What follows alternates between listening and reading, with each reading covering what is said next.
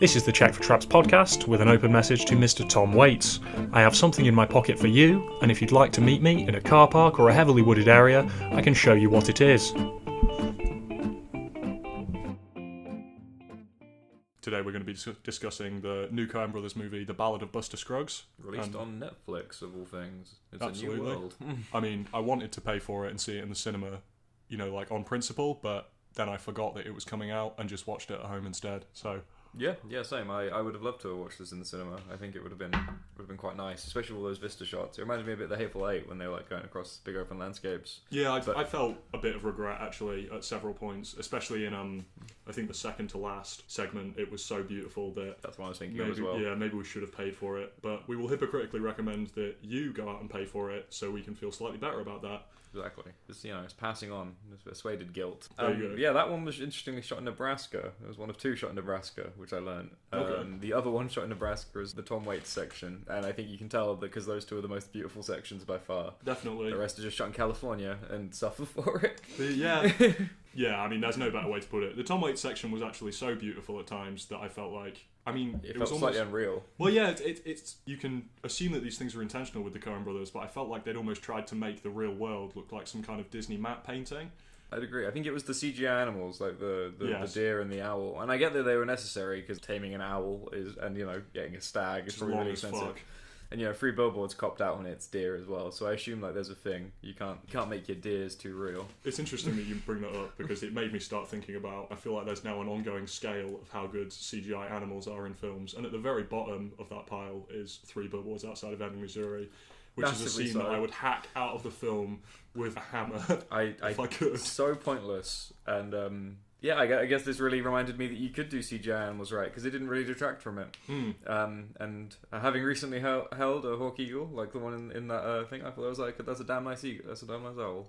It's good to know. Eagle owl. Blah. We've got that one straight from an expert. But yeah, so I thought you could really tell with that. I really liked it. I wish I'd seen it on bigger picture. I will say I wanted to kind of start this. Like, before you watched this? Like, what had you heard about this? Because what did you go in thinking about? Because that sort of like really influenced how I watched this film, and I wonder if it had the same for you. So, it's interesting because I decided that I really didn't read a lot of reviews, which normally I do, but now I'm trying to take my foot off the gas with that. So, I wasn't really sure at all. I can say that from the press trail for the film, I know that they had originally planned to make this some kind of episodic TV series, and that had, as much faith as I have in the Coen Brothers, made me adjust my expectations for a bit, because I thought they might have been trying to fit a square peg into a round pole. Massively. A round hole.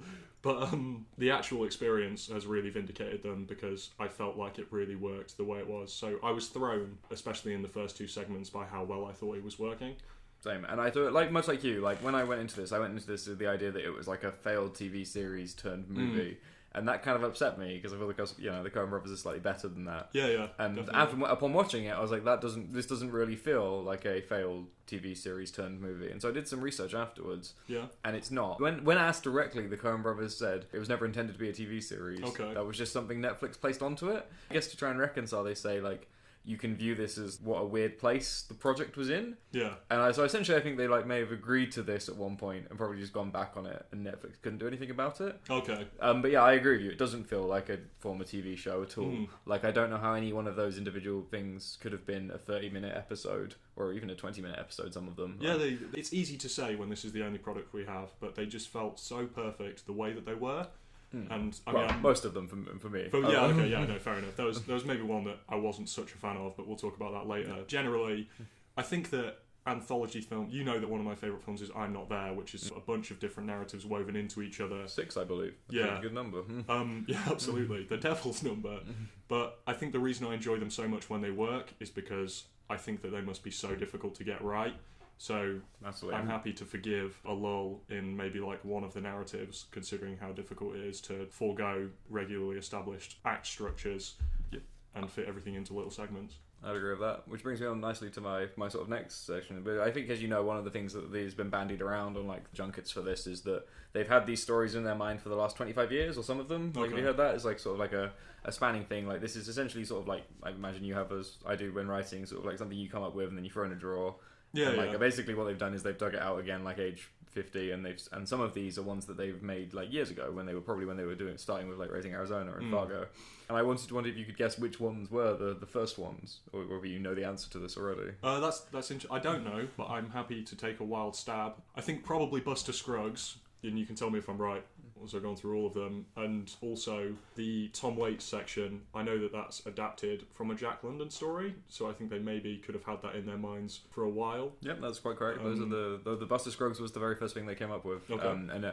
How I initially thought this was going to be when it was called the Ballad of Buster Scruggs. I don't know about you, but I thought he was going to be the framing device for an anthology. Like it would be him telling these stories. I agree. Even up until his death in the first one, I thought that was probably going to be how it went, and that was quite. I didn't know that was a deliberate subversion, or whether I'd set that expectation personally. Yeah. I mean, they named it after him, but it was never really set up like he was about to tell us 6 stories. It wasn't like it was that on the nose. Yeah. I thought it was interesting. But yeah, that was the first one, and then again, you're right. Apparently, this lone prospector is a sort of like Americana folk ideology, so that's been in their minds for a while. But other than that, it basically runs sort of like in chronological order. They came up with Mortal Remains last, and the other ones are largely as they came up with them.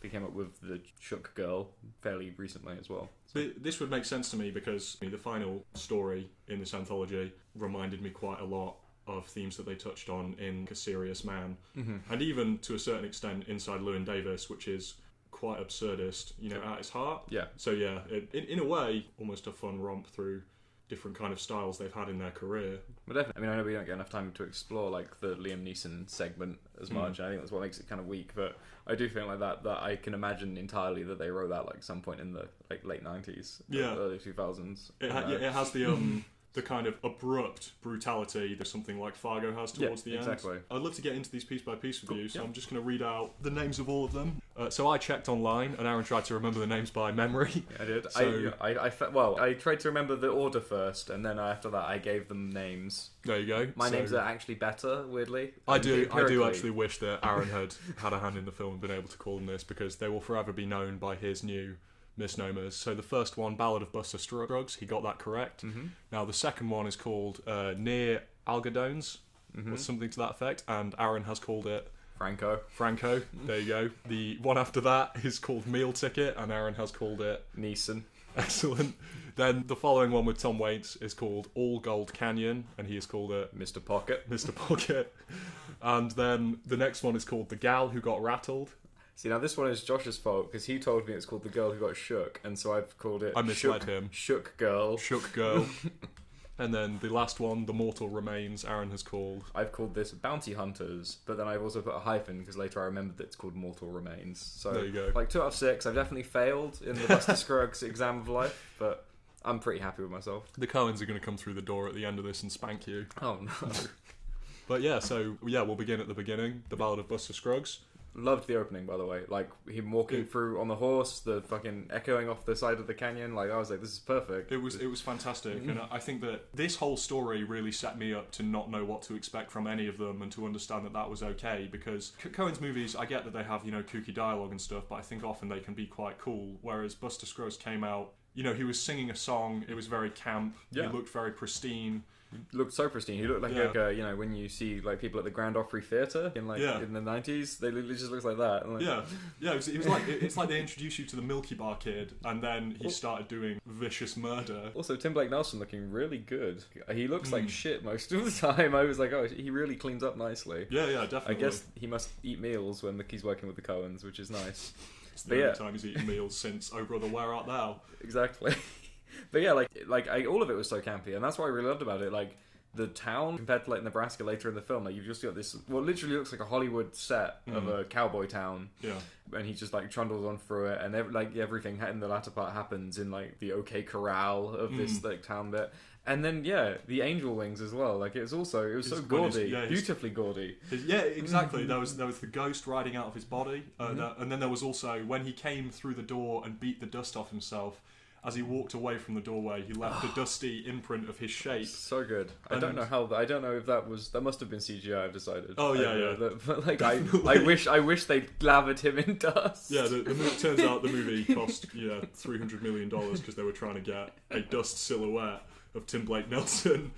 Took days, day after day after day of takes. So in terms of like where I think this one was written in the, I reckon that this has got like really like quite similar tone to Raising Arizona, which you've not seen, I don't believe. I haven't seen that one. And it's just to sort of clarify, there is a sort of like motorcycle bounty hunter sort of man in that, but bearing in mind it's sort of like in the American Midwest in like the 80s. It's just, and he's got like again like sort of the same sort of like overblown presence of Buster Scruggs, and I really rated it. A beautiful blend of like their old style and the Western. And I will say I think my favourite moment in the entire thing is where the ridiculous scene where he keeps slamming the table and it keeps like making him shoot himself in the face, because like you could do that once and I was like, oh, that's pretty cool, but I was actually laughing by the time he'd done that for the fourth time. I was pissing myself.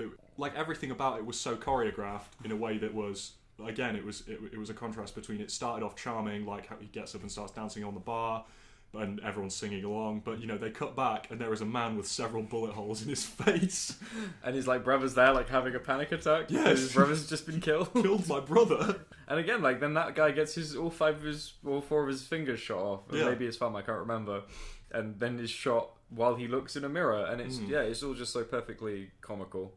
And like you said, like I think especially because I'd gone in expecting him to be, you know, I was expecting like little wry cutbacks to Tim Blake saying, wasn't that an interesting tale, and then on to the next one, and that he just gets straight up murdered. There you go. It's pretty great. And this is what I think is the most important thing about this segment, is they show Buster Scruggs as almost being laughably invincible. Yeah, he's a superhero. But then he is abruptly cut down, and the interruption, this is really pretentious, I don't care, like the interruption of death into people's lives, I think runs especially through the first and the last story, but it really set the tone. Things can go so quickly from being okay and almost picturesque to being brutal and finished. I mean, like, I think it's in that little song where he says like, you're on top of your game and then you're dead. Yeah. And it's there's always another gun coming to get you. Yeah. And even that guy who rocks up, who's also got, they've all got like little monikers, don't they? He's known as like the Santiago Songbird or something, and then the other guy's known as, he's got his own like song moniker, and breaks immedially into song after he shot Scruggs. Exactly. Yeah, I like the idea of this sort of like wandering hierarchy of cowboy sharpshooters. Yeah. Who are all quite lyrical. But I think that was such a strong opening, and I think the Franco as I call it kind of came afterwards and didn't quite live up to that. You weren't a massive fan of that one? Not as much. Okay. Not comparatively. I'll let you. Have you got anything more to say about Buster Scruggs before we? All I will say is this one for me was true of all the good ones, but Buster Scruggs ended at a point where I was really enjoying it and I could have had more, but I was okay for it to end, which is perfect. A great way for a performer to be. I would agree. I would say that like I wanted to know more, like especially when he's like saying like, you know, I've got this wanted poster that labels me as the misanthrope. I was like, what's all that about? All the different monikers he was being called, and all the different words he was using to describe the term moniker, I really enjoyed. Yeah. I just thought, it was. I could have gladly seen another 20 minutes of that, but like you said, it was perfectly satisfying. So we'll move on to the next one, which we've decided to call Franco. Franco, or near Bridges over Alcanon. Yeah. Algodones. Okay, a typical Midwestern town name because they always seem to be Greek and Cincinnati and all that stuff. Yeah, just unpronounceable. Irritating. Yeah. So this one is about James Franco, who is a bank robber. Yeah. He tries to rob a bank and he fails immediately to a ridiculous character who you told me is in the film Dodgeball. That's right. So I was like, this man is quite funny. Where do I know him from before? And it turns out, the kooky bank teller, he's an actor called Stephen Root, who you may remember as Gordon from Dodgeball, the funniest character from Dodgeball. And it was just bizarre to see him again. I think the last time I saw him, he was in Get Out as the incredibly racist man who had masterminded the whole. That's where I recognise him from. Yeah, He's the bloody. See, I haven't seen Dodgeball, so I was. Oh man, you are missing out. I was trying to remember him from more recently, but he was completely out of context. Yeah. So tell me. I'd like to hear the negative things you have to say about this one. Then I'll come in with what I think are positives. So I did. Yeah, like I mean, I still think it's It's not my least favourite. I felt like it meandered a bit. I don't know. I feel like it, you know how you said like Buster Scruggs didn't outstay its welcome. I feel like after the thrust of the bank robbery, and then like him with the cattle, and especially considering how short it was thereafter, it just faded out to me. Like if it had all been about pan shot, like I feel like that was such fertile ground, and they left it for like a pretty lackluster Native American fight. Okay. Him being freed, him talking very briefly to an uninteresting cowman, and then like, or maybe in service of your first time joke when he's being hanged. Hung? Well, hanged. I think it's hanged. Hanged? Yeah. Everyone takes a mick at me when I say hung. I got no idea. But yes, so... I just didn't. It didn't quite. But I'd love to know why you found it interesting, or why you found not interesting. Why you liked it more than I did. It's one of those ones where I don't think there's anything really for me to have got more than you did. So I don't think that me liking it and you not liking it has any kind of like objective value. Essentially, I really enjoyed it, in spite of James Franco, who I don't really. I don't hate James Franco, except maybe if I think about it, I might actually hate James Franco. I try not to think about it too much. I end up hating James Franco. It's not like, it's not even his personality, even though that's probably fertile ground for hating. It's just, I really, really like the Coen movies, and I really like the actors they cast in them, and I don't think James Franco, to me, is anything other than James Franco. Yeah. And him being in a Coen's movie, I thought that might make it suffer. So it's actually as a compliment to him and them that I really enjoyed this one. I felt like, maybe veering into kind of the Rian Johnson territory of subverting expectations, but he showed up to rob a bank. The man whose bank he was robbing seemed positively delighted to have a challenge of that day. He is so prepared. He has like the 4 shotguns in a row beneath the till. And as well, like James Franco's... so when James Franco asks about robberies, the man replies that he stopped 2 previously. At which point you'd be like, well, this man's... I mean, I guess what he's like, how bad can one man be? Yeah. And it turns out this one man is actually just insane. A machine. Yeah.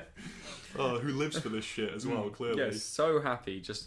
And yeah, so, well, we haven't actually gone into it, but the framing device, rather than being Buster Scruggs, is actually a book. And this book will show a first page and a last page at the beginning of the end, and as well as that, it will show a picture that has a quote underneath of it, which will appear in the actual anthology. And it's quite a nice game because you're like waiting for the quote to show up, and when it recognizes... And the image as well. You pat yourself on the back and you're like, hey, I'm paying attention. It's great, I'm not asleep yet. And this one has the ominous term pan shot, and a man dressed entirely in frying pans. When that happened, it was amazing. That was the highlight. It couldn't set expectations better. I can appreciate how it may have peaked for you there, but yeah, so when... He's clearly overwhelmed in this situation. He runs out with the money. Gordon from Dodgeball runs out covered in pots and pans. Every time he shoots him, it pings off a pan, and he squeals with delight. Pan shot! Before he finally comes upon him and bests him. And then, I think for me, at that point, I was so dizzied by how it wasn't going beat to beat and following cliches, and almost like a chord structure of a film. That when he woke up, he was on a horse. He was about to be hanged.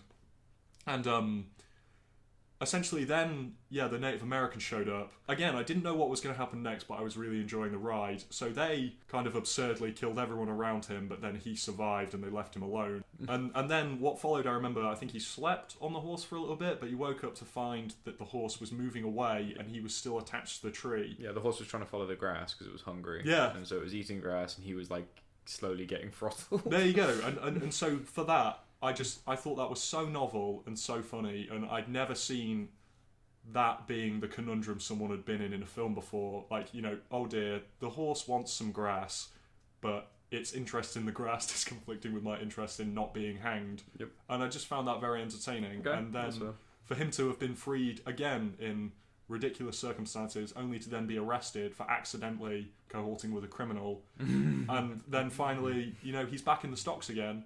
It was all just a big circle. Yep. First time, a funny joke, but overall just... Again, it didn't have a really deep meaning for me. I just thought it was another one of those Coen things where it reminded me of what life is actually like, in that he struggled, accidents happened that sometimes worked to his benefit and sometimes against him, and then he died. Yeah, that's fair. I mean, I think that's the thing. I think maybe it was a little too on the nose for me. Like it was, it was just essentially like a series of accidents resulted in his death. Well, one bad choice on his part, and then a series of accidents. Yeah. I mean, like I said, it still worked for me. It just, I think by the end of it, it lost momentum. I think I get what you were saying. It was in the service of the arbitrary that he met the cow guy and then died. But I guess when if at that point I'm already off the rail, then it's just kind of annoying rather than. I think we can agree to disagree on that one. Okay. Also, any comment on that girl he sees before he dies, or is that just some more bullshit? No, I will. This is where I'm sympathetic to your side of this argument, because again, I thought that was quite funny. He's like, oh, a pretty girl, and then the bag goes over his head and he gets hung. I don't think there is any significance, and I can appreciate how that might actually be annoying. Yeah, because I didn't know, were they trying to... I thought they might at that moment be trying to like bait and switch me. It's like, oh, he's going to actually live, and then just dies. But again, that might be important later. But yeah, and again, yeah, that's the other thing. There is no crossover at all between any of these, because normally like anthologies will at least have like a character or two in the background in different scenes, which I'm fine with. But I thought it was interesting. As soon as like you start to realize that, you're like, well, none of these bit characters are actually thematically important. Then no, probably. Then we move on to what I think is like my actual weakest episode, which is the Liam Neeson. Meal ticket. Oh man, okay. Again, like in the moment to moment, was really enjoying myself, but like the ending was completely unsatisfying for me. Okay. I get what it was going for. I get that he's like, oh, this chicken is cheaper.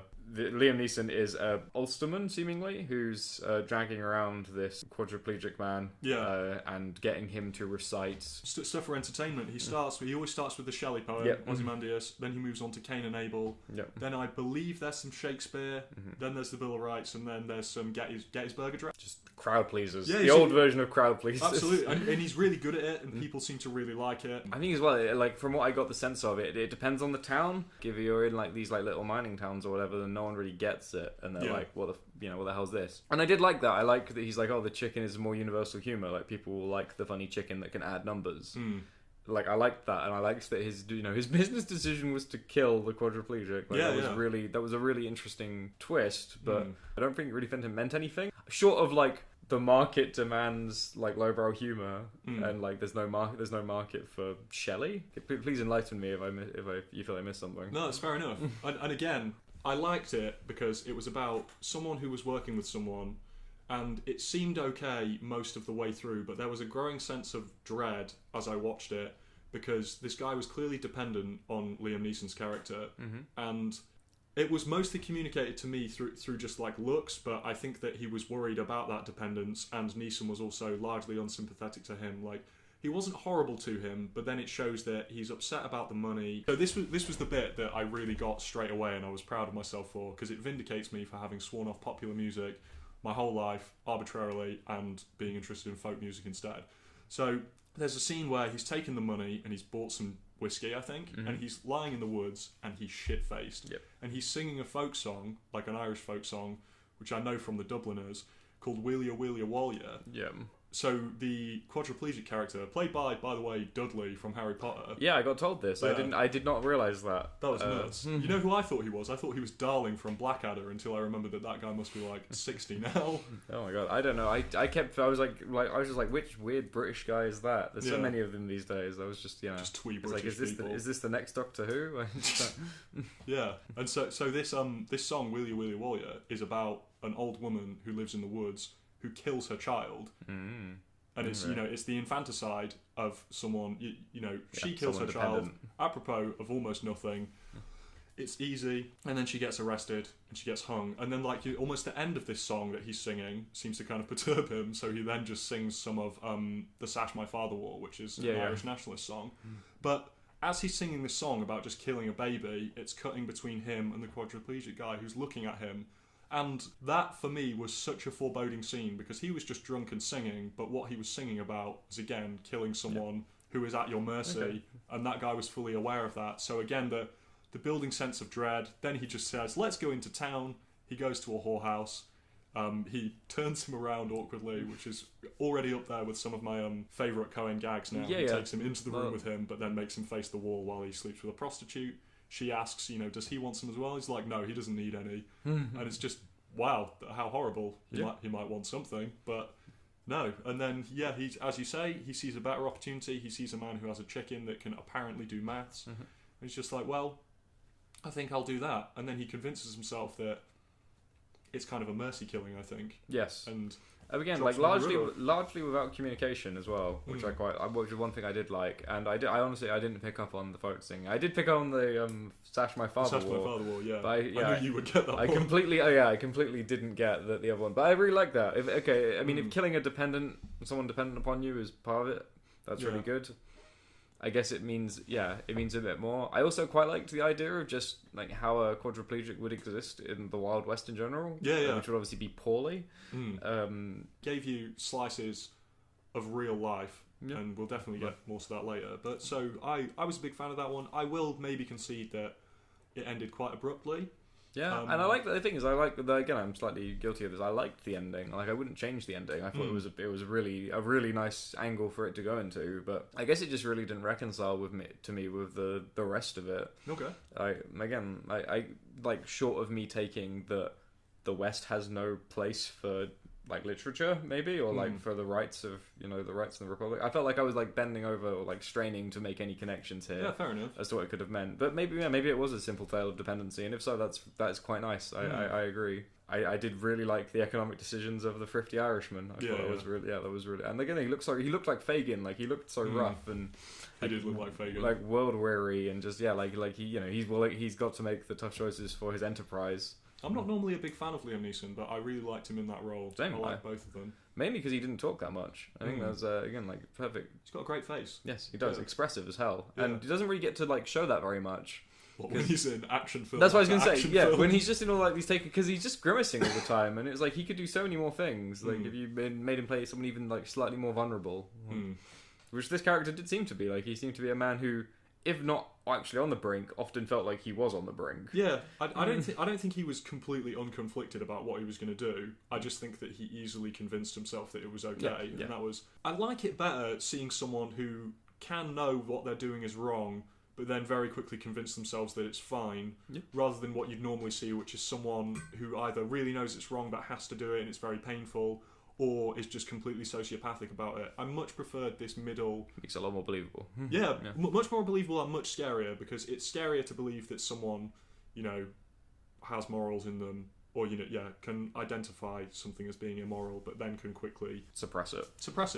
Absolutely. I was actually kind of hoping there'd be something about how the chicken couldn't do maths for him or something. I thought there might be some pathos there, but and again, I think it was probably a better choice. But I was expecting some development on the chicken, but woe is me.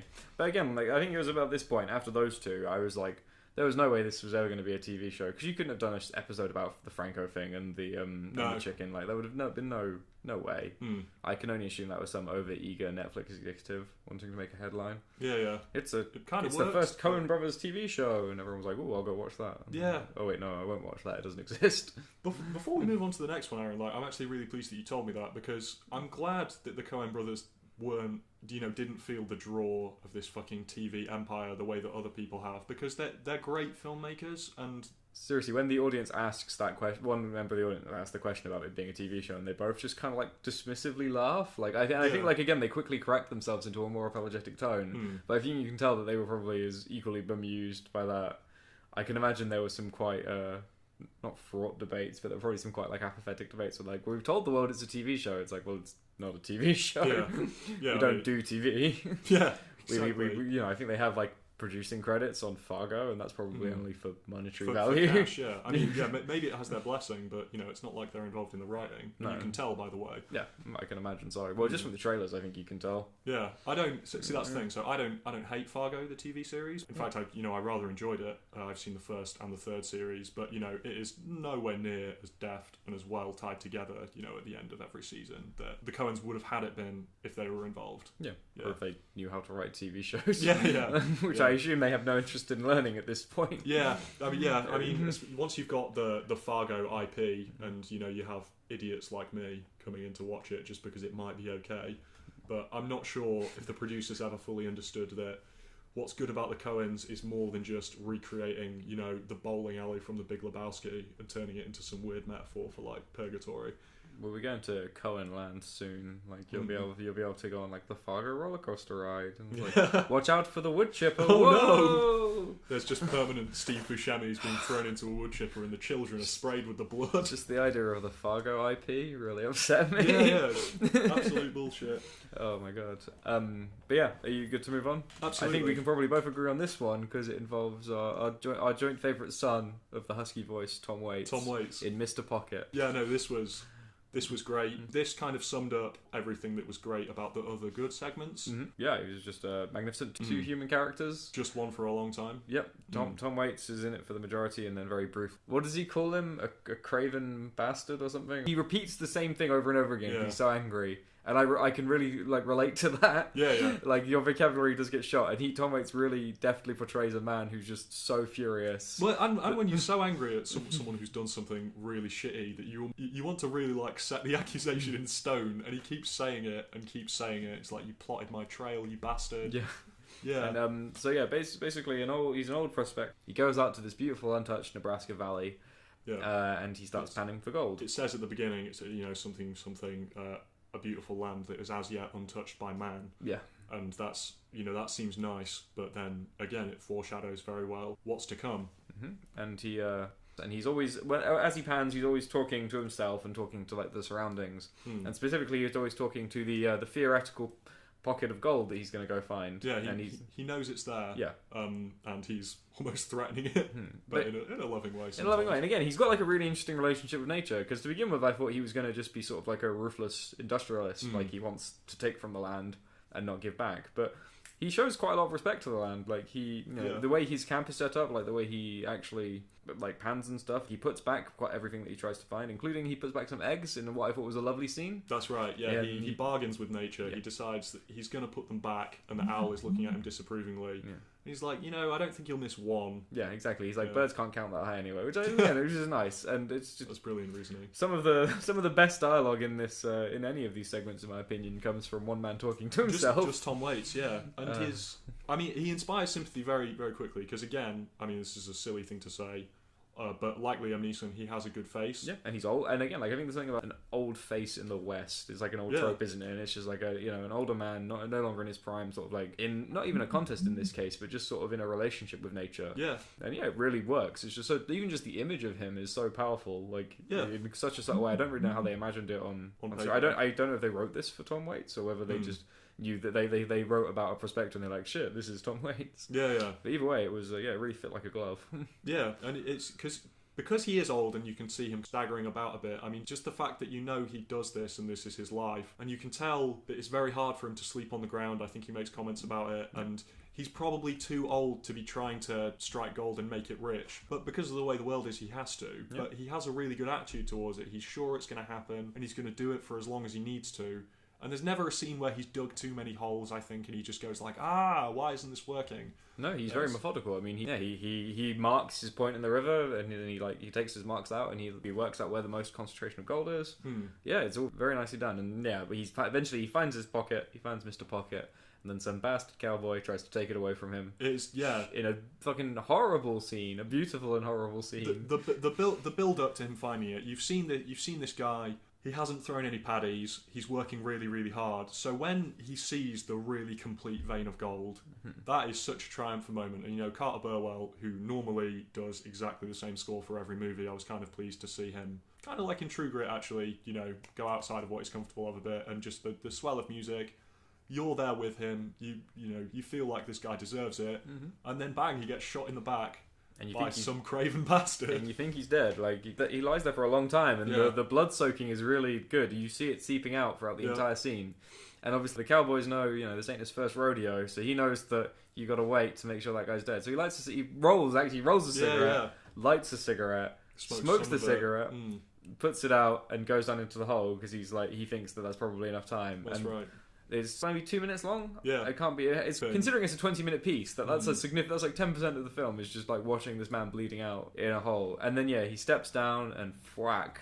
If Tom Waits just comes to life and beats him. That's right. He turns around and with everything he has, he overpowers him. He's furious as well, and all of the contained struggle he might have been feeling before, now it is all coming out. He's so angry that he's been cheated in this way, as we were as well, and he just becomes kind of animalistic. Yeah. He manages to shoot him, and then he's just berating his corpse for ages. But he still buries him, I believe. He's still very respectful. He doesn't just leave him in an open grave, or leave him on the plains, tries to return the valley as he finds it. He takes his gold pocket, and he leaves, essentially. Yeah, because he mentions, we don't know what's going to happen, but he runs into the river. Yes, he's like, it went straight through, but it didn't touch nothing vital. And he washes it out, and he leaves, but it's like he got the gold, but he kind of left something of himself there. It was a weird trade-off, and I think the final line says something about how now it had been spoiled by the violence of man or something to that effect. Probably my top 3, maybe my top 2. I don't think it needed to be any longer. I don't think it needed to be any shorter. Unlike with the Ballad of Scruggs, where I could have probably done with another 5-10 minutes. Yeah, I was like, that's perfect. To call back to something I said earlier, I feel like this one, much like Scruggs, had again the abruptness. It was very nice and it was picturesque, and then it became very horrible so fast. You know, as quick as a gunshot can happen, which was impressive. And also, maybe again, linking back in with Neeson, it was about people using each other. Because he'd worked for all of this gold, and then this guy was like, you know, you've plotted on my trail, knowing that he would find gold, and then wanted to shoot him and take it for himself. Horribly nihilistic. I think it's also probably the one with the happiest ending, would you say? Yeah, I think so. By far. Like, no one else ends on a high, almost, in this. I'd like that to took me by surprise. Yeah. Because I was expecting, you know, after... Dead in a hole. After, you know, the Franco getting hanged, Buster Scruggs dying, Neeson throwing a man off a bridge, I was like, oh, poor Tom Waits. Yeah. Not Tom Waits. I was like, and again, that's why I was so willing to believe that he'd just been shot and it was all for naught. And I think at that point, like, the Coens had almost... Again, I guess, because it was 6 segments in a row, I've never really had this much Coen concentrate. Like, normally I get this across an hour and a half each time. Of all the same characters as well. And I think this time I was not getting tired of it, but I was like, yeah, I know how this goes. Like, life is, like you said, like, life is arbitrary and will often fuck you over. Like, as soon as I you needed think this. You've gotten away, as soon as you think you've gotten away, the worst things will happen to you, and then there is just the void. So yeah, I think you're right, actually. Even though I was a bit amazed when he was like, oh, it went straight through. Now I'm talking about it with you, you're right. Like, it was the right thing in the place of the anthology for someone to get a break. Just catch a small break. Yeah, just like I said, I think I really needed it, and I was watching this with my girlfriend. I think she really needed it as well, because she was so on Tom Waits' side. And I was like, I literally prayed to my little Coen Brothers God that they weren't going to kill him, because I don't think she could have taken that. Don't ruin another evening for me. Exactly. So yeah, no, nothing but praise for Mr. Pocket. And then we move on to, again, what I think might be my favourite section. Again, I would have gladly watched a whole film of this, I think, which is the girl who got shook. Well, this is the one. I think this is interesting because you clearly like it the best. It was the point in the film where, for me, and this may have just been momentum, but I wasn't as invested as I had been in previous stories. However, by the end of it, I did like it a lot. But I'd like to hear about why you liked it, because I think you will maybe heighten my appreciation. I think what this one does that I don't think, unless I'm wrong, I don't think any of the others have done, is that this one starts in civilization. So this one starts with them in, like, not like on the East Coast itself, but like sort of like they're in a dining room, they're in a nice setting. Table, they're having a conversation with clearly like a established family, like it's not the Wild West yet, and they're talking about traveling to the Wild West, and then the rest of it is them traveling deeper. They're heading to Oregon eventually. There's a brother and sister, the focus of this to begin with. They're eating around the dining table before they head off to Oregon. And the brother wants to marry the sister to his friend, who's some timber magnate out there, I think. And again, I just really liked that entire dinner conversation. I thought it was really interesting. They were talking about the cough. They were talking about, again, like sort of like pseudo medicine, and they were talking about sort of like what the West is like in like abandoning civilization. It dropped you in the setting and the time. Again, very, very well, because everyone at the table is like differing opinions on science, with based on things they'd seen. Basically in drawings inside of books. And like like one guy's read like the encyclopedia, I think, and so he's like, well, I definitely know what's going on. What a dark ages. And bearing in mind, exactly, that's the thing. And like, but everyone's like dressed in like suits and stuff, so they've got like the bearing of modern people, but they just don't have the thinking of the. They have no idea what's going on. And I really like that. I think that set it perfectly. And then I think maybe just the contrast became so much more beautiful to me, to go from literally from this dining room out to, I think you should go straight to the wagon trains of Nebraska. And just you've got like this huge rolling, and again, like the scope, that's what I really liked about the scope of the wagon train was always fully felt. Like, it always felt like this mass migration. You can always see, like, so much of it in the background of a scene, like, maybe curving. Yeah. And it would be passing, whenever they'd stop and talk, it would be passing you by, and it felt like a living, breathing wagon train. And it was, as someone who studied a lot of sort of manifest destiny and all this, like, United States American stuff, it just felt, it was like the nicest, most succinct portrayal of that I'd ever seen. Cool. And it did, perfectly helped by the fact that the main girl, who I don't think I recognise, though as you know, I don't actually recognise women in films. Jesus, this is unfortunately true. I didn't recognise her. Okay, good. So because the thing is, like, I heard she was called Zoe, and I was like, oh gee, I sure hope she's not Zoe Saldana. Jesus Christ, it was not Zoe Saldana. No, it was not. But yeah, so as soon as you are fucking incredible. So as soon as she was excellent. Like, I would be very interested in watching whatever she was in thereafter. Yeah, just as her brother dies very early on. Yeah. Her brother has a dog named after President Pierce. I think President is his full name. Yeah. But is obviously named after the President Pierce. This dog is really annoying, which is a reflection of his politics as they go into later. Which I was happy because I got that initially that he was like a stick in the mud conservative, but then the Coen Brothers actually fed it out as well, which I thought was really nice because they don't normally do that. And like, he is sort of like a bit of an idiot, and something that's not often reflected in a charitable light is like the American entrepreneur who went out to the West who didn't come back, and there were loads of them. Yeah. Like, it was an entire generation of just idiots going out and getting shot looking for their wealth. A large part of his plan seemed to hinge on marrying his sister to someone who's actually a good businessman, or maybe we don't even really know. We're just told he's a good businessman, and that's the whole plan. And they never get there, not in the course of the segment. But the rest of the story, once the brother is dead, is about her burgeoning relationship with Mr. Knapp. Mr. Knapp, indeed. Knapp, yeah. And Mr. Knapp's companion partner out on the trail is a man called Arthur, an old man called Arthur. That's and correct, again, something about old men in the West. Just Arthur, even though up until the end he's only ever really in the background. Just like Arthur's body posture and stuff like that is so indicative of his character that by the time we actually came to speak to him, I was like, I know Arthur. Yeah. And he said maybe like 4 words. Because Mr. Knapp talks about his working partnership with Mr. Arthur and how clearly there's respect and he likes him, but he does talk about how he's older, and that's a problem for him economically because maybe he can't keep doing this for much longer. About much like our friend the quadriplegic. You're in the West, there's not, you're either active or you're a liability. And this made me think that later, and this was great about the girl who got rattled, this made me think that he was the one who was going to be dicked over because Mr. Knapp, obviously, he gets a great deal of affection for, I can see her name is Alice, and he proposes to her, and he says how it will be lucrative, but also in a lovely scene, like a perfect, because obviously marriages back then were more fiscal transactions than anything, and to be prudent. But there's also like a hint of like, I still want to actually be good to you, but I don't actually know you. Like, they don't even know their first names when he proposes. They have to impart that knowledge after the fact. Which again was beautiful, and the kind of Christian they are as well. And that was amazing. That was great because they're slightly different denominations, but it's clear that they're going to make it work. Yeah, again, that's why when I said that I could watch a whole film of that, it was just like little bits like that characterized them so perfectly. And it was, I think it was that point that I knew one of them was going to die. Yeah, fair enough. Which really upset me. I thought it might veer off into the victim of this story will probably be Mr. Arthur. That's not bad. I hadn't actually considered that. I was incentivized to think this way. Made me enjoy what actually happened at the end so much more because, well, you can take them through if you want, Aaron. Well, again, like you, in fitting in with your theory of earlier about these films, it's more like, like one, in the time that it takes a gunshot to go off, everything can change. And once again, in this case, it is a literal gunshot. The hammer blow almost is what actually seals everyone's fate. So Alice hears some barking and goes out. So at one point, like, Mr. Knapp helps her deal with President Pierce because President Pierce is pissing everyone off. And he takes the dog out and he tries to shoot him but fails to shoot President Pierce. And comes back and sheepishly admits that he shot sort of like over the dog or something by accident, which panicked President Pierce, and President Pierce just ran away. Yeah. She wanders out to find him barking, and Arthur... She goes out just a bit too far. Yeah. And not only did they set up that the dog would follow them because he said, well, we're his food, but they also set up that you shouldn't go too far away from the trail because the Native Americans won't attack the wagon trail. They love stragglers. Yeah.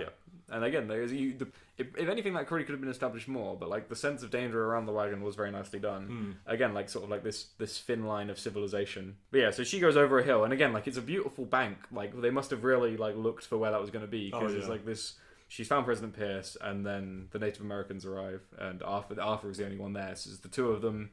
He does this beautiful thing which I've never seen people do, where he takes the saddle off his horse and uses it as a rifle pose, which again was a really nice sort of like the actions of a man who's been here and done this before. He knows exactly what he's doing. Like this, I cannot overstate how good this scene was. I mean, it reminded me a bit of So I love True Grit. I love their remake of True Grit. I think it's superior in every way to the original. At the climax of True Grit, you know, fill your hands, you son of a bitch. Rooster Cogburn, yeah, and he's like charging out with both pistols on either side of him. There's a long range gun battle of two people riding towards each other, and it's so epic. Even though it contains like 7 people, maybe. Yeah, it's still so sweeping. And this was similar to me. Like, he sets up shop. He's like, okay, here's a gun. If I can't pick them all off or can't drive them away, what they will do to you before they even kill you will be so brutal. So right here, okay, because I might not be able to kill you. So it really, in the time it takes for, and they're on the horizon. They're on the horizon, and they're always sort of in the shot. Well, you invest them with kind of malevolent personality because they're just silhouettes on a ridge. But he makes the peace sign, and they don't respond to the peace sign. So there's that nice bit where he's like, well, they're not interested in peace, which is such a perfect way to set it up. Yeah.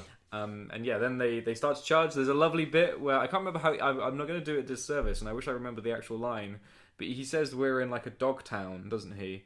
Which where he means is like a prairie dog hole. The prairie dog holes will be so consistent that the horses will trip over. They'll fall. Yeah. And they do. And it was just so perfect that he would know that this was the perfect place to engage them. Yeah. And he does a bloody admirable job of it. Like, he does fantastic. He's fending them off. They come in several waves, and then eventually the chief, who was established previously to be sort of like the man you've got to kill. Yeah, he says if I can pop him off, then they're all going to scatter. Yeah. But so again, like the more he fails to hit him with bullets, the more tense the scene becomes. But he falls, doesn't he? He falls on one of the prairie dog holes, and then you think he's dead, but then he gets up and he is killed. Yeah. But then as Arthur is going out, he is hit by what appears to be a wandering horse. That's right. And this is like the greatest twist in the. This was a fantastic shot. I mean, the objective of the scene has been completed, and the rest of the Native Americans have ridden away. Now you have one wandering horse, which he goes to get to replace his horse, which was killed previously in the firefight. It's cantering towards him, and then like Legolas, but I think this happens in shot. I believe this was a real thing. This is something that the Comanche did back in the day. Like you would hide behind one side of your horse to make it seem like it was riderless, and then you'd fucking swoop round. And so they actually do that. They did their research, and he clobbers him, and he clobbers Arthur in the back of the head. Arthur falls over. You hear a gunshot. Yeah. You don't know where from, and obviously at the time you're like busy focused on something else.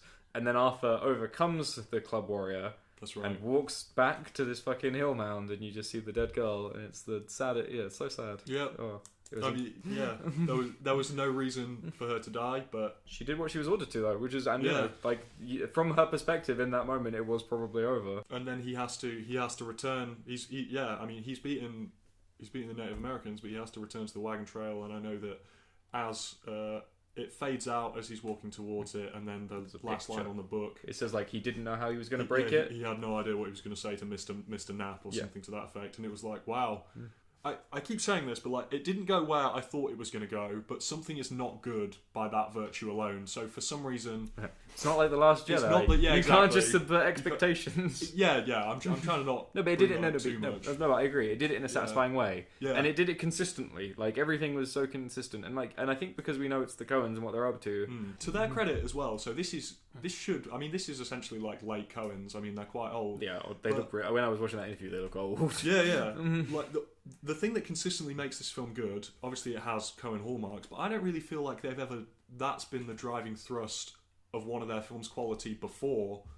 I mean, No Country for Old Men dealt a lot on like happenstance. I guess that one. But like, even then, like in a completely different way. And again, I said to you beforehand, didn't I? I said that this reminded me a lot more of True Grit than it did No Country for Old Men. Yeah. But yeah, I guess if there was one way that No Country for Old Men it was similar, was that, but again in a very different way, because that was sort of, I guess, again probably just due to you having more time with the characters, like they sowed the seeds that led them into these pieces of happenstance. I think that, just to their credit, there's lots of really good kind of old guard filmmakers at this point who are good, and what they do is good, but it's kind of, sometimes it's good because they've done it so much. And obviously I used to like worship Martin Scorsese like he was some kind of god, but The Wolf of Wall Street, a film, I know that was like 5 years ago now, but a film like that was always going to go down well. He just had to take what he had done so well with Goodfellas and Casino and then put it onto a new story. Yep. There was no way it was going to fail. Whereas I think that the Coens, again, like when the movie opened and it was incredibly camp. Like I think that they're just risk takers. Yeah, I don't think there's. So I know there's a Martin Scorsese movie that I watched recently that I don't think you've watched because you refused to. Which one? Silence. No, I saw Silence. Oh, did you see Silence? Yeah. Shit. I'm a massive. I have loads of negative things to say about Silence. No, I think it's utterly ridiculous. I also hated it, but what I was, just as a point of reference, I don't think the Coen Brothers would ever make something like that. No. Like I think they like you said, they take risks. They try and keep it fresh, but within sort of like the barriers of their own. They know their play park. They know their neck of the woods. They also kind of groom you as an audience to enjoy their next film because obviously I liked folk music before Inside Llewyn Davis, but that got me into Dave Van Ronk in quite a big way. And then I just feel like there's always a thing in the next one that can be kind of informed by something in the last one. And folk songs feature a lot in this. There's a real evolution in again it would be interesting to try and track it out from each one, but I'd agree with that. But yeah, then I guess we move on to the last one. So the mortal remains, or the bounty hunters, yeah. And as I was saying, we watched the trailers before this just to get a sense of what the narrative they were trying to construct, or Netflix was trying to construct. And yeah, you can't really do much with their section. The only time they're ever mentioned is they're used as the framing device in one trailer, where he talks about being the man who tells the stories. Yeah. Kind of misleading because very misleading. Yeah. Because they didn't edit their own trailers, I imagine. No, not at all. That was definitely all Netflix, and you can tell that they were trying to make it seem a lot more coherent. Yeah, like one of the two trailers has people responding to each other, but they're in different segments, which is even more misleading because no segment interlocks. So yeah, the mortal remains. 2 locations in this entire segment. A racing stagecoach, which the opening it's a silhouetted rider coach, and it said, despite any request, he would not slow down or something like that. Yeah. So you get the sense that something's not quite right at the beginning of this. The setup is that there's Brendan Gleeson and a man who I feel I should recognise. Well, the reason you say that is because you shouldn't recognise him. He looks uncannily like Ralph Fiennes, but they didn't cast Ralph Fiennes, and I thought that was quite novel. Similarly, I will jump back once to the gal who got rattled. So Mr. Billy Knapp is played by a man who does not look like, but has the exact same voice as Nathan Fillion. They reckon they're trying to subvert, not subvert expectations, but subvert like wage packets.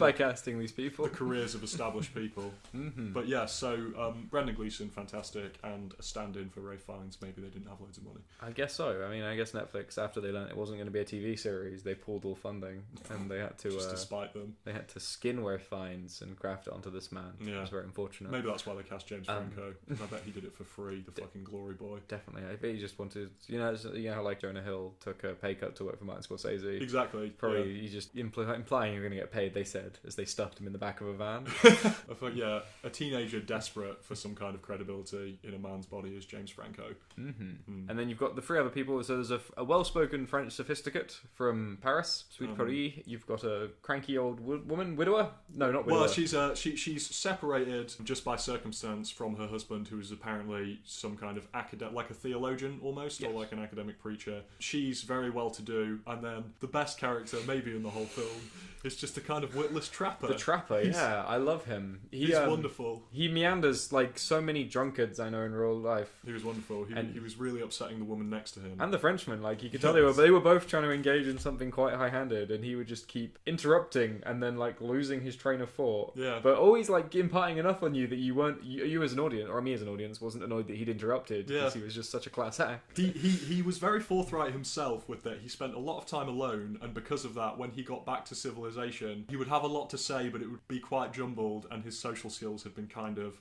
affected. And he mentioned that he talks at length about a relationship he had with a native woman who neither of them could understand what the other was saying, which was hilarious. That's amazing. Interestingly enough, also a joke in the Adam Sandler film, The Serious Six, or whatever it's called. Oh, The Ridiculous Six. The Ridiculous Six, that's it. That is amazing. I can only Not assume a film I have seen. I can only assume the Coen Brothers siphoned that off. Yeah. I mean, if you're going to steal from someone, no one's going to suspect that you'd steal from Adam Exactly. Sandler. I mean, it's like Zeus stepping down from Mount Olympus and just like swooping a candy cane. No one sees it coming. Yep. No one's going to believe that kid that Zeus stole his candy cane. Shut up, son. Shut up, Adam Sandler. The Coens didn't steal your candy cane. But yeah, so like a really strange mood set at the beginning of this. Like you're aware that something's not right because everything's bathed in like this horrible blue. Yeah. That doesn't ghostly. Doesn't look remotely natural. No.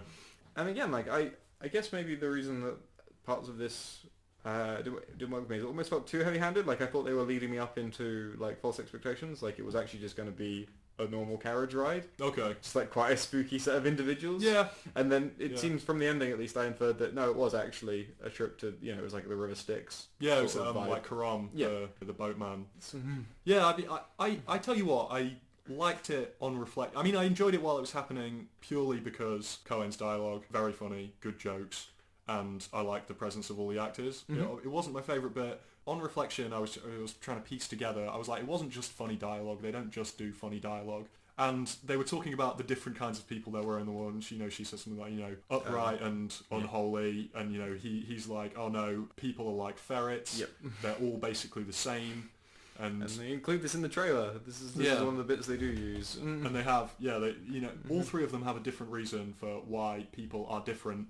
And then I believe the bounty hunters say... Dead or alive. Actually, so there's two. At one point they say pale and frail, and the other one says dead and alive. And I like pale and frail because I feel that for death, the agents of death, to see people as either pale and frail on their way to death and then just dead.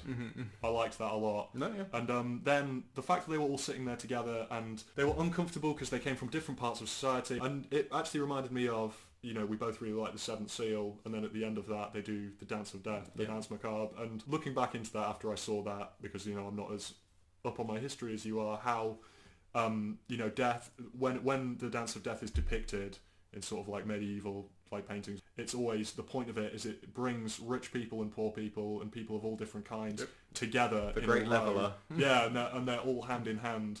I felt like that was the explanation for that conversation, and I actually thought that was pretty good. Yeah, because I liked that. And again, there's no real reason for these three people to be traveling together. No. Not at all. I did really rate it. They did confirm in one of the interviews I watched that it was written last. I did kind of get the feeling that they might have been specifically looking for an ending, because they said the rest of them sort of like fell into place, and I guess they were probably like, well, we can't end it on her getting shot in the head. Even though I do like it, I should say that if you're looking for an ending, it is almost kind of easy to just pick, we'll do death now. Yeah, definitely. And it was that's the thing. And it felt, when it was just the River Styx, I was like, oh, well, that's not trite. Trite is too harsh a word, but it's easy. I would have even, I don't know what I would, obviously there's no, infinite possibilities about what you could have done instead. And this is what they did, and I can get behind it. Like I said, at one point I think it was so on the nose that I was like, this is probably a fake out, and then it wasn't, which is always going to leave you feeling a little funny. Sure. But yeah, I liked it a lot. Again, it doesn't really... Well, I guess in regards to what we've been saying, they're like, one bad thing has already happened because they're all dead. So whatever's affected them in life. And again, they don't seem to have any memory or recollection of this. Like, they don't know why they're here. Yeah. It seems like death took them all unexpectedly, maybe. Yeah, exactly. And so I think there's none of that because life's already over. A bit like when Buster Scruggs is playing carefreely playing the ukulele on his way up to heaven. That's right. Looking through his own hat at the bullet hole to check it. Amazing. But yeah, a bit like that. I feel that then maybe the stakes are over. There's nothing to compete for here. You might as well just enjoy the conversation. We're done. Yeah. So I rated it. I did. I basically it was a fitting end, but as we've said, it would be to almost anything. Yeah. Again, I think maybe the thing is like I've seen scarce few anthology films, and I think the reason people don't attempt them is because they are hard, and they can really often, hard, and they can often feel, again, they can sag in places, because, and that's just by the nature of like the segments. Yeah. And so I think it was not a bold idea, because they essentially did it because they just had a bunch of ideas that they couldn't make into films, but the fact it turned out even half as good as it did. It came off very well. It's a perfect landing, really. I can speak for both of us. Like, if we just started pulling ideas we've had over the years out of our drawers and out of our arses and linked them by like a vague together, linked them by like a vague theme. Yeah. Like, what should the theme be? It would not go well. No, not half as well. Yes, this one you wrote during your A levels seems quite self-aggrandizing and bullshit. Oh my god. I'm happy. I'm so happy that we got those didn't just sit in a drawer, because they were damn quality. I don't know what, basically, in summary, I don't know what the Coens are planning on doing next. I think there is something out there, but I just can't wait. And I have this after every one of their movies. I think True Grit was the first one I saw in the cinema, because I was like 16 then. Inside Llewyn Davis, that was massive, that film was for me. And then Hail Caesar, I saw that in the cinema, and I just love them all. No, I agree. I know. Carry on. I know people didn't rate Hail Caesar as much as I did. I really loved that film. The momentum hasn't diminished in any, and after like 25 years, that's quite impressive. Even though it's clear that they had some issues with Netflix, I think that the fact they've adapted to what will probably be the new style of theatrical releasing. Yeah, as we said, to bring it round full circle, I was trying to have my eye on the release of this so we could see it in the cinema. I forgot a bit, but then Netflix told me practically as soon as I booted up my computer that the Coens movie had arrived, and then I just immediately arranged to watch it. Watched it that day, and didn't have to endure anything at the cinema. I remember watching Hail Caesar, and there was there was actually some quite crass people in there, so I'm fine with them doing this. This is perfect. And one thing that's important to say is sometimes you can worry about the Netflix model. This has not dumbed down the content of a Coen Brothers movie, and for that reason I'm just going to say overall it can only be a good thing. Yeah. I mean, if anything, I don't think any studio would have ever endorsed this. Yeah, they would have been like, can you do some other just like crime caper or something? And writes a screenplay for Colin Firth and Cameron Diaz. And no studio would have accepted like the confusion there regarding it being a TV show. Like, because I imagine it got filmed under the pretense of being a TV show, and then they were like, yeah, fine, it's a movie or something like that. That's amazing. Like, it's definitely like they definitely pulled some chicanery to get this made. And yeah, just you couldn't do that with any of like the traditional houses, I don't think. Even if you are the Coen Brothers, and Jesus, you can't be much better. They couldn't be more established as far as alternative filmmakers are concerned. So to finally conclude, I set you a challenge. So the link I had, the 3-point link I had between this film and Don't Be a Menace. Don't Be a Menace. To South Central. While drinking your juice in the hood. That is the film. Something like okay. No, I can't think of what one is, and I can't wait to hear it. So it all centers around the Bernie Mac. So, okay. Bernie Mac was in a film that you really love. Fucking rest in power, Bernie Mac, by the way. So much so. That guy. Nothing but. So Bernie Mac was in a film that you hold close to your heart. A little film called Ocean's 11. That's right. Ocean's 11 had a man called Brad Pitt in it. Yeah. Brad Pitt was obviously in Burn After Reading. Oh, fantastic. By the Coen Brothers. Back into the Coen Brothers. I think I was pretty happy with that. Like, we can also take it a slightly different way. Bernie Mac into Ocean's 11, into Clooney, into Oh Brother Where Art Thou. Oh wow. Into Scruggs. Shit. Tim Blake Nelson. Yeah, of course. I like it. No, very good. We are arbitrarily going to do this every time, by the way. I quite like it, especially with. I think the gulf between like a 1990s Wayans Brothers film and a direct to Netflix Coen Brothers film is just hey, they're both brothers. Just realised. Oh my god. What the hell? I am happy with that revelation. Yeah. Join us for the next brothers based material.